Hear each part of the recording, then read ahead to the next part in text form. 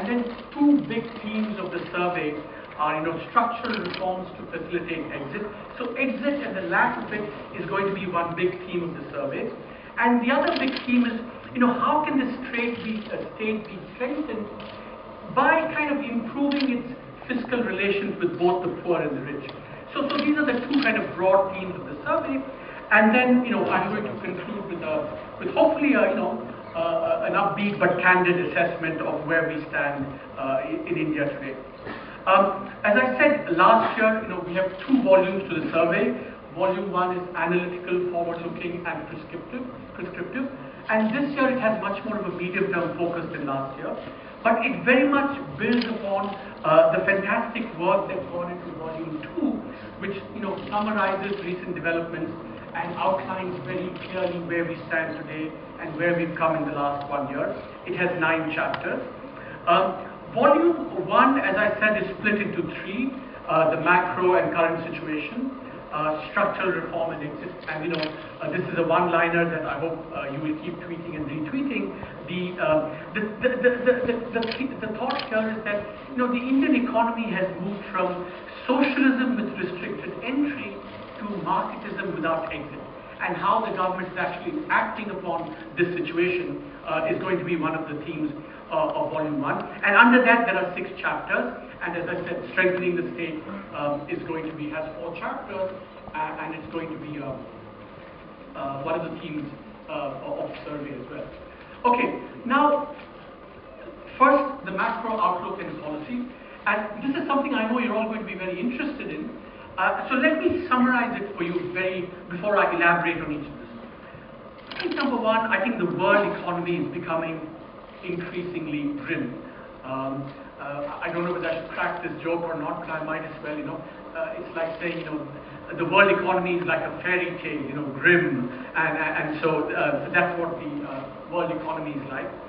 That means that 3 things I think 3 consequences follow from that. We must recalibrate expectations about India's performance, and I'll explain why that's the case. We must, in this uncertain environment, sustain macroeconomic stability. We must also, in this environment, because there are such deflationary risks in the economy, monetary and fiscal policy must also purchase insurance against this growth slowdown.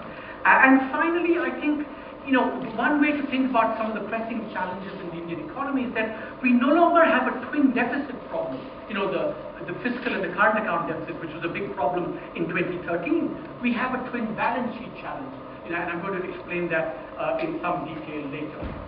Now, the world economy is becoming grim. I can't think of any other moment in history or in the last 25, 30 years when there's such a unique cocktail of pervasive vulnerabilities around the world. In the advanced economy, growth is faltering, and that's reflected in stock prices are plummeting in the major advanced economies. China's growth outlook looks pretty challenging. Some other emerging economies are also in difficulty, Brazil and Russia, and of course all the oil exporting economies, including big ones like Saudi Arabia, are under considerable stress. So this cocktail can come together, and so one of the things we do in the survey is to say that perhaps this cocktail could lead to an extreme event. This is not a high probability event, but it's certainly an event which could have a crisis, and this crisis could actually be very unique. It's the first crisis possibly after World War II that could resemble the events of the Great Depression in the 1930s, a series of deflationary competitive devaluations that spread across the globe like a kind of deflationary gravitational wave, to use a recent analogy. It's not a high probability event, but it's something that cannot be discounted, and that's something that India must prepare for over the next year or so. Now, and we have a table here explaining, what kind of form this next crisis might take. If that's the case, then we in India and the world must recalibrate its expectations, because India has become so entwined with the world. It's a cliche, but it's very true that increasingly India has become integrated, and this is a chart that shows how correlated Indian growth and world growth have become. The correlation is about 0.42 in the last 10 years, And this means that if the world slows down, we will slow down as well. And so, our slowing down should not be blamed on what India does or does not do. And so it's really important to calibrate in expectations. And this is, this has been more and more true in the last few years. So, outlook for growth and inflation. Let me just make this clear. There was a typo in the survey and in some of the tweets. So, our real GDP growth projection for the coming fiscal year, 2016-17, is 7 to 7.75%, and there's a wide range which reflects the fact, that the range of exogenous possibilities is also very wide. From a rebound in agriculture, which means we get the upper end of that range, and a full-fledged international crisis, which could take us to the lower end or even below that. And also this uncertainty that's been created by the divergence between the nominal and real growth aggregates, which we still, fully playing itself out. The inflation projection is going to be between 4.5% to 5%, below the RBI's target, and we explain why that's the case. The 7th Pay Commission, to the extent we're going to decide on the implementation in the budget, going to have a minimal effect. There's, rising excess capacity. The private sector is stressed.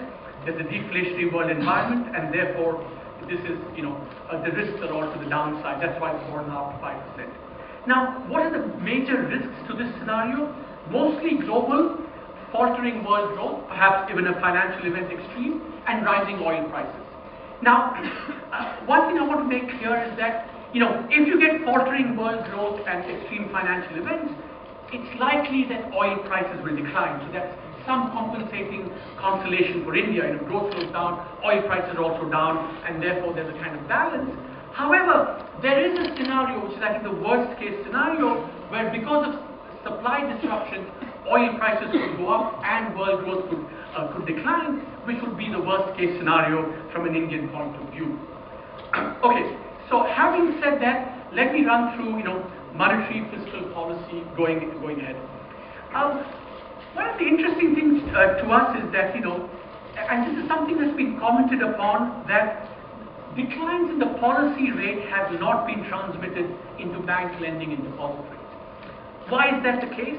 And it's interesting that it's not that it's not happened at all, but suddenly after the last rate cut in October, this has not happened.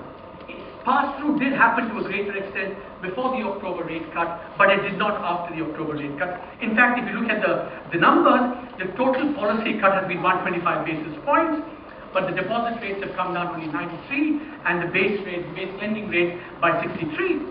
And so the question is, why is that the case? Perhaps small savings, and the government is working on that, but the small savings rate cannot explain why there's a change before the October and after the rate cut. Our analysis shows that perhaps what's happened after the October rate cut is that liquidity has been unusually tightened, so that what this chart shows is the wedge between the policy rate and the 91-day T-bill rate, which is a measure of how tight liquidity is. Notice that after the previous rate cut in June, that differential comes down, but after the October rate cut, in fact, the T-bill rate, the difference between the T-bill rate and the policy rate goes up enormously.